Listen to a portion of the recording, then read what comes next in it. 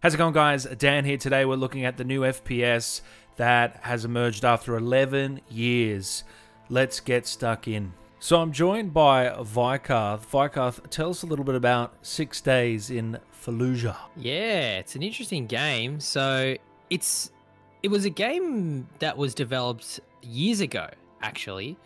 This was by Atomic Studios, and this was based on the Battle of Fallujah, or the second Battle of Fallujah, I should say, in Iraq, part of the Iraq War. This was between the US and the UK, and the Iraq as well. Was that under the Bush administration? I believe so, yes. Yeah, in 2004. So this was against the Iraqi insurgents, who was mainly consisted of Al-Qaeda and a few other insurgent groups. But this is what the game is based on. You know, one of the most interesting things about this war is it was a very intense war. They said it was the bloodiest battle of the entire Iraq war for the Americans, and they also said that it was some of the heaviest urban combat the US Marines have been involved in since a battle in Vietnam in the 60s. So it's a pretty intense battle. It's got a lot of there's a lot of action in there. So I think this game was really trying to capture the more serious side of war, the more emotional side of war, was trying to, I guess, take the veil of, you know, that sensationalism that we see in Call of Duty, or, you know how in Call of Duty war is sort of, it's just like a movie, you know, there's no real emotional attachment to this, the war, the people you kill, or the soldiers, or their emotions, or anything like that. So this game was based on that, and was trying to be basically a more serious approach or take on the one they specifically picked. And this game, this battle. This game was supposed to come out in 2009? Yeah, it was 2009, I believe. So it was slated for a 2010 release. So this was, yeah, it was a virtual depiction of the Iraq War. So this is, the US Marines actually contracted or asked Atomic to help develop like a simulator game to help the Marines train. So that's how intense or serious this game was going to be. Yeah. And I believe they have, it's like a recollection of some of the events where the guys are actually walking you through the mission as you play it with commentary. Yeah, I think between each level there was meant to be commentary, and yeah, they've you know, they've been heavily, yeah, and they're heavily in talks with the US Marines and the people that fought over there, so to get their first-hand experience and views of what happened. And they worked basically hand in hand with Marines on this game, essentially. And that's pretty full on, because a game's never gone that realistic. Yeah, so that was their big, I guess, goal, was to try show the realism of war and the emotional side of it, and that realistic harshness of war, the brutality, survival horror type. Yeah, it's more about the brutality of war. So this was what they were presented with. I mean, this war was very bloody. Thousands were killed, civilians died, people were homeless after, you know, even though the war was over, so many houses and villages were destroyed that, you know, there was a huge aftermath. So this isn't like a light topic that they're trying to cover, and they're trying to go serious into it. And, you know, this, you know, at that time, back in the day, media outlets like Fox News and all these media outlets, they caught onto this game and basically brought a lot of controversy with them and the anti-war groups, and basically all that media and negative backlash basically stonewalled the release of this game, or prevented this game from ever coming out. Konami were on there to publish the game, and basically they pulled out due to all the backlash and the controversy, and then it just kept bleeding from there. And eventually I think they became bankrupt, sadly, and had a lot of layoffs, and they couldn't release the game. Funnily enough, this game was finished. It was in a finished state back in, I think, 2010. So it was ready to be released. So purely just because of the backlash, they didn't release it? Purely because of the backlash. So it was very controversial at the time. And that was, I think, basically at the time of Modern Warfare, or Call of Duty 4. 2 or 3, yeah. Yeah, very controversial. And now we're sort of seeing this resurgence of this game coming back, where the team at Atomic Games, now they're not the ones doing it, because Atomic Games is, I believe, bankrupt now. So now it's the president of Atomic Games, but he now works for, I think, Ventura. He founded Ventura Studios, I believe, or Victura, I should say. Victura, the publisher, and it's now developed by Highwire Games, who have a Bungie ex-dev. They have a someone else that worked for Sucker Punch, I believe. So this is a company. Yeah, it was formed by the Atomic president. So he formed this company, and now he's going to release it, and he's contracted Hirewire as devs. So it's coming out. There's a lot of destructibility. They emphasized that sort of Frostbite level of destructibility seen sort of the Battlefield games, and it's meant to be that sort of very intense close quarters combat in urban environment. I heard somewhere that the enemy would inject this serum Adrenaline, or whatever it is into them so they could take more bullets, take more damage. Yeah, so this was actually a real thing where that's insane. Insurgents would inject adrenaline so they could essentially, take in near fatal or fatal bullets, bullet damage in real life and keep fighting. Adrenaline has that effect.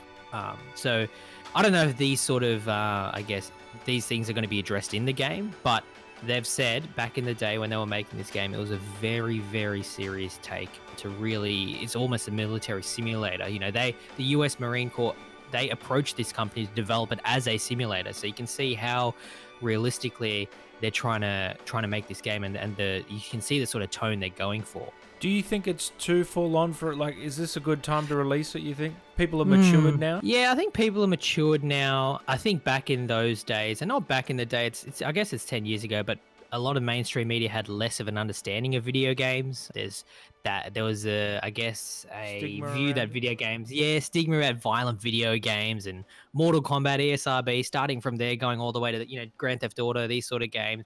People were very or non-video game people were very nervous about video games. They thought they cause violence and all that. And don't get me wrong, those issues are still here today. But I think as gaming has become more mainstream, as more people are playing it, has become more culturally mainstream, people are understanding that it is not like that.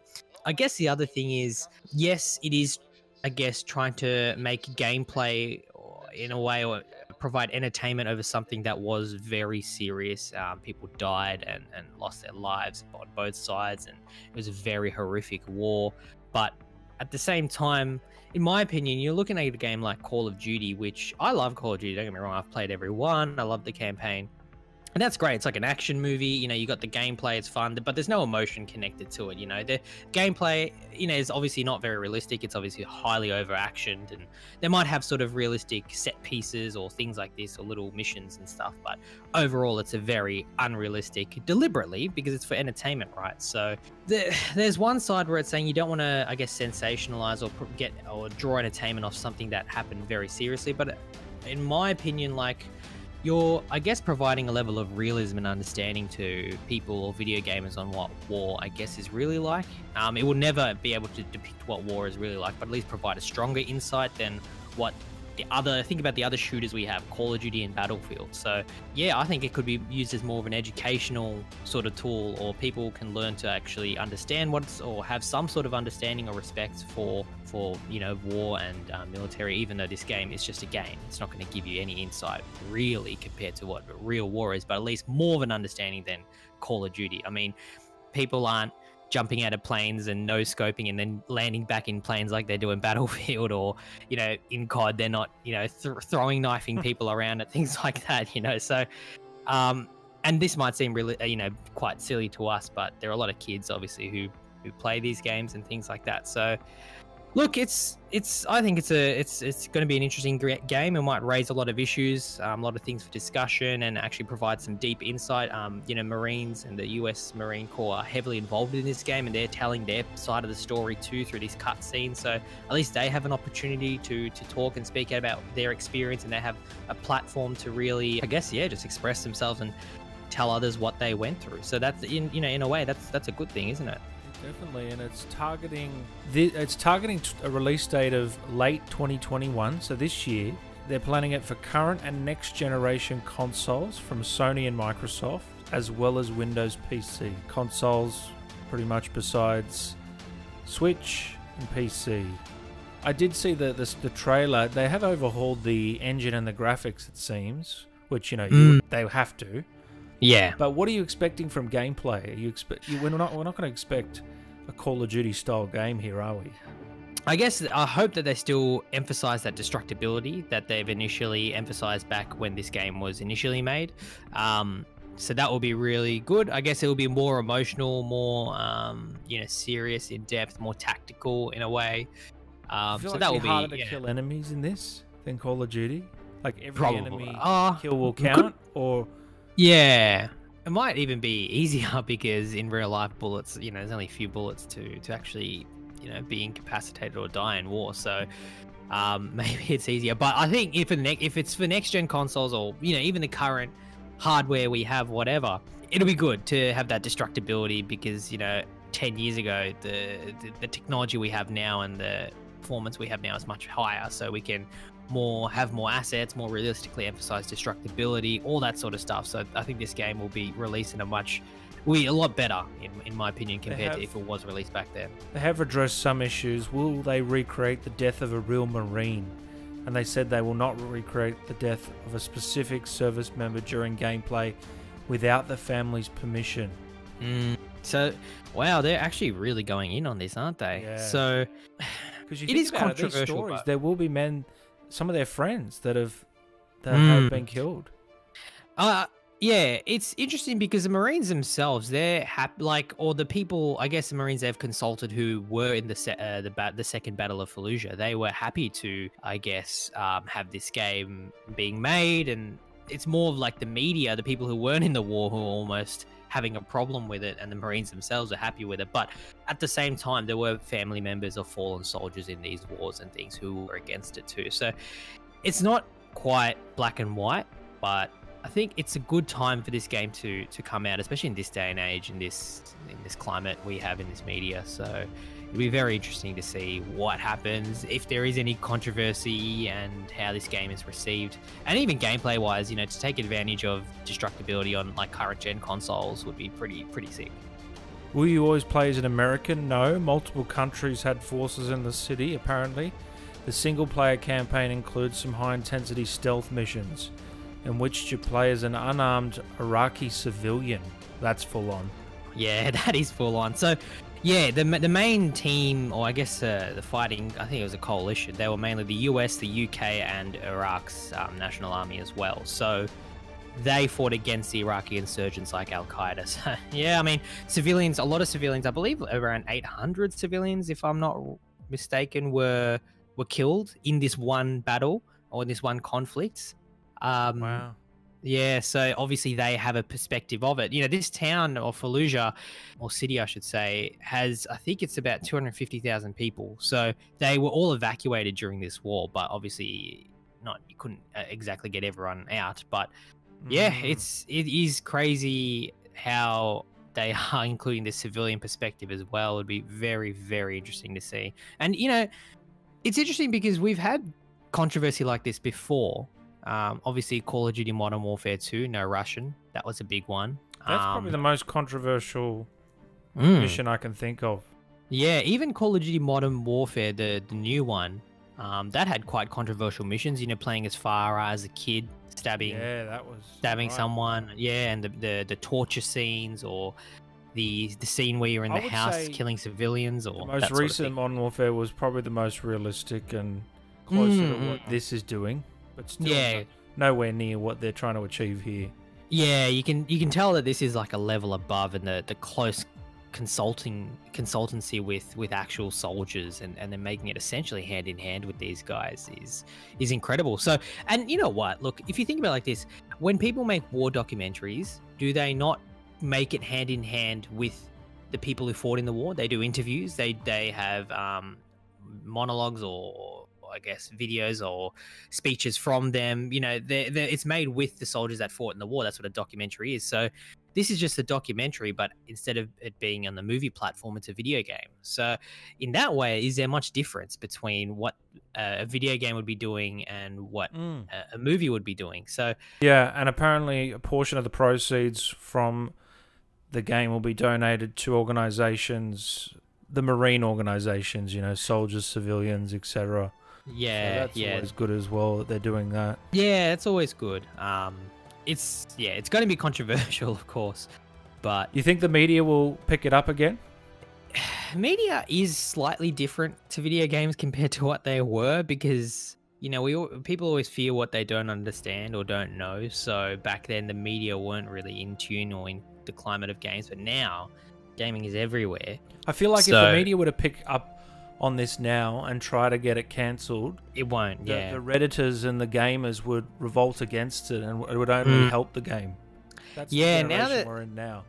Now that there's more of a platform for the average Joes like us to actually have a say in things, as compared to TV news, things, it makes it a little less of a harder of a barrier for these guys to actually block this sort of game. And yeah, in this day and age, I think you can have controversial games like this. Like I think the No Russian mission was that. I mean, if you think about what that mission was, that essentially nearly got the game banned, right? I mean, they had to put basically a little warning at the front of it saying You could that- play the game without playing that Yeah. mission if you ticked Yeah. something over. Yeah. Exactly right. And that game came out in 2009, so around the same time. So yeah, I mean, I think nowadays, I mean, look at the new Call of Duty Modern Warfare. That was probably arguably had more controversial missions than No I think Russian. that's why this was resurrected. They saw Yeah. they No saw one kicked what a they fuss were about doing it. in that game, and they're Mm. like, we could probably get away with this now. Maybe. Yeah, maybe. I wouldn't say getting away with it, but yeah, maybe people won't be as reluctant or as against it. I think so. I think it'll be. I think it will be a great game. I hope. Are you But- excited for it? Not excited, but I'm very, very interested in it. I think I'll definitely play it when it comes out. I've not seen any gameplay, so I always, wait for gameplay before I make an opinion on a game. Yeah. But I think it'll be really interesting. I'm really interested to see what happens when this game comes out, what stories they're really experiencing. I'm very keen for the campaign, I'll tell you that. Maybe not for the gameplay, but at least the story or the narrative they're trying to tell. That would be pretty interesting and intense. All right. Well, hopefully we get to see it this year. It isn't pushed back, but it's a very out of nowhere announcement. But we're gonna Yeah. keep an eye on it and deliver all the news for this game, and probably we'll be playing it this year. Sit down, and it'll be an experience if it's what they're saying hands out. This will be an experience we probably won't forget. Yeah. Thanks for joining me, Vike. No worries. Pleasure to be here. Thanks for watching the video, guys, and thanks to Vike for joining me. If you want to hear more of Vike and me talking about all the latest games, check out the PlayStation 5 Central podcast. We upload every Monday US time, and we dive deep into all the latest PS5 news, leaks, rumors, details. So check that out. Spotify, Apple, YouTube, the PS5 Central podcast. Thanks as always, guys. I'll see you in the next video.